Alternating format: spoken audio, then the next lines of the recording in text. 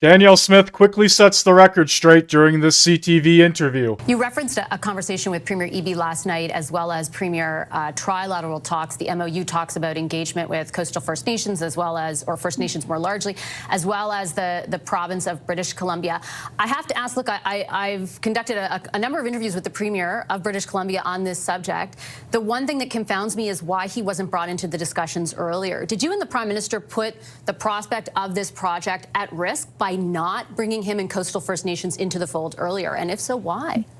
Well, I know I've done many conversations with you where I think every press conference, every time I was asked about this, I said that we were in conversations with the federal government over this, that we were going back and forth, that we had multiple different drafts, that we had a negotiating team. I've been talking about that for months. So the reason why we had to is most of the elements of this deal are related to Alberta. Removing the emissions cap was vitally important for us to get all projects going ahead. Getting the carve out on the clean electricity regs, that applies to Alberta because 90% of our power grid is natural gas, and various other elements. The greenwashing bill to be able to get that also repealed. So there were a number of things that we had to do here to restore confidence in developing the production side of the business, but also restore confidence in being able to deploy new electricity infrastructure as well. So most of the MOU deals with creating an investment climate for Alberta.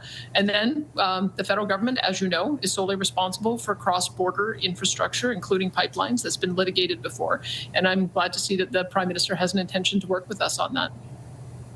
And I take your point about a large part of this applying to your province, but there's another big part, if this pipeline does go ahead, that clearly applies to British Columbia, including the potential removal or exemption. I know the language is very specific in the document around the tanker ban. The point that Premier Eby has made is that even speculation around that has put very real, as he characterizes it, projects around LNG at risk, because coastal First Nations have supported those projects because there is a tanker ban. I have heard you on multiple occasions talk about the imposition of laws that you consider bad and put investments in your province at risk. Why would you participate in a process that does the same for another premier? Can you understand how he feels?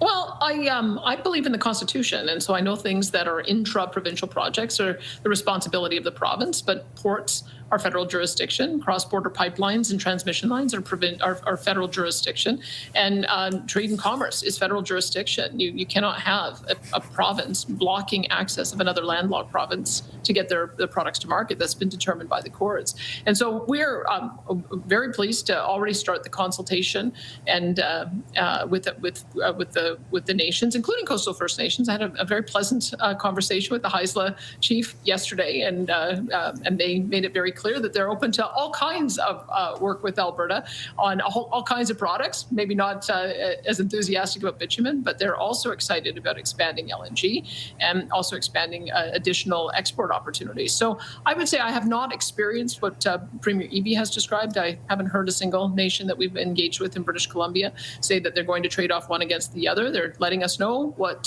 their perspectives are. We're pleased for that. And we're going to keep on working with them to see if we can put together a consortium that will also be able to own a portion of this new line. I have seen, some of those First Nations put out specific statements, but with respect to what you said about the federal jurisdiction here, I do take your point on their constitutional ability with interprovincial projects, but I also remember many times when you have not believed in the Constitution as it applies that way, when you have fought against, for example, decisions to impose carbon pricing, even though the Supreme Court dictated that that was in federal jurisdiction. Again, I'll put to you, is the project not more at risk because BC and those coastal First Nations were not brought into the fold earlier? I don't think so. I mean, I've not heard any nation say they're going to cancel their support for LNG Canada 2.0 because of any conversations Alberta's having. I just don't think that's true. But what I will say is that we respect the Constitution and also the Supreme Court. They did make a decision that the federal government does have the right to set floor prices on CO2, which is why that forms a basis for our agreement. We have a tier agreement.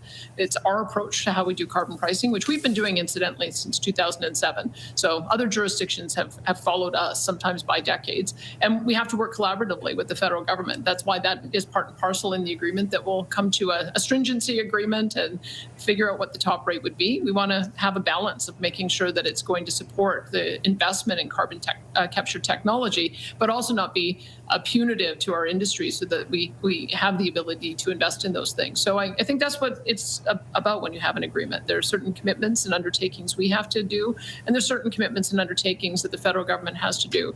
But I was very pleased to see that they've made great movement on the lion's share of the 9 bad laws that we put on the table.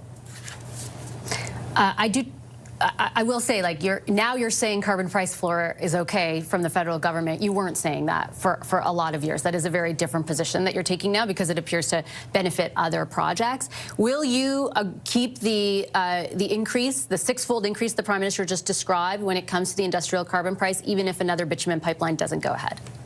Well, I think, again, that's not true, Vashi. We had a tier agreement before I came in that agreed that we would increase the price on CO2 for industrial emitters up to $170 per ton by 2030. We paused it this year because with the changes that we've seen in the world, the disruption in energy markets, we knew that price going that high that quickly was going to be harmful to our industry. And now we're in a negotiation with the Prime Minister about what that is going to look like. So I hope we can come to an agreement where we've identified April 1st as a time for when we're going to announce what that agreement would look like. There's going to be some more negotiations that have to take place, but that's part of what happens when Canada and Alberta work together. I think we both benefit. Not everybody gets 100% of what they want, but I can tell you that we certainly moved the dial on many of the things that we did want to start getting investment from the private sector back into our province again. Will a pipeline actually be built, or is it just another Liberal carrot and stick? And the term carbon pricing kept coming up in this conversation, which makes it sound like that's not going anywhere anytime soon. Anyway, I would like to know what you think down in the comment section below, and have a good one.